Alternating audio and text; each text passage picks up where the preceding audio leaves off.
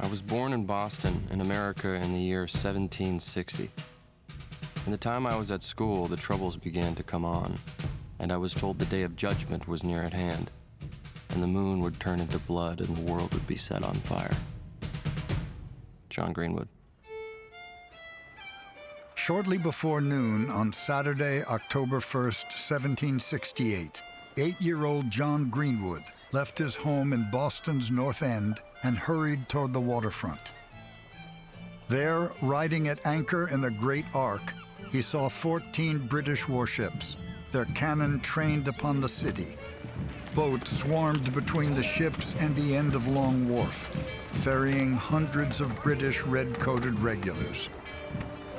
General Gage's occupying army had arrived. The crowds that lined the street were for the most part silent and sullen. But it was not the history being made that impressed young John Greenwood that day. It was the irresistible music played by Afro-Caribbean men and boys in colorful uniforms. I was so fond of hearing the fife and drum played by the British that somehow or another, I got an old split fife and fixed it by puttying up the crack to make it sound, and then learned to play several tunes. I believe it was the sole cause of all my travails and disasters. Before long, the boy was playing well enough to become a fifer for a local militia. The flag of our company, he remembered, was an English flag. They would not be English forever.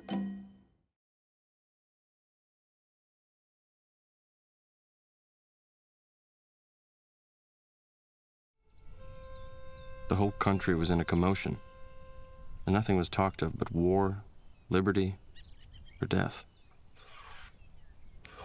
John Greenwood was 14 that April. His father had sent him away 2 years earlier to Falmouth, now Portland, Maine, to learn cabinet making as an apprentice to an uncle. But when news of Lexington and Concord reached him, he asked to be allowed to return to Boston to make sure his parents and siblings were safe. He was worried that they would all be killed by the British. It would take him 4.5 days to walk the 100 miles to Boston. As I stopped at the taverns, out came my fife, and I played them a tune or two. They used to ask me where I came from and where I was a-going to. I told them I was a-going to fight for my country. They were astonished such a little boy and alone should have such courage. When John reached Charlestown, he hoped to take a ferry to Boston, but a sentry stopped him. No one was allowed into the besieged city.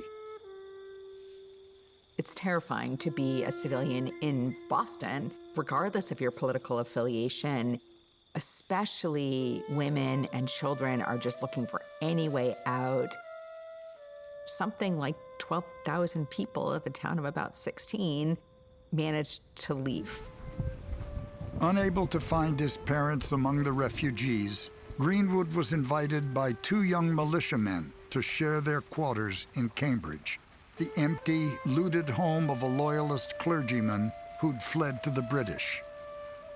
His friends urged him to enlist in their company as a fifer, and he agreed. They told me it was only for 8 months, and that I would have $8 a month, and that they would quick drive the British from Boston.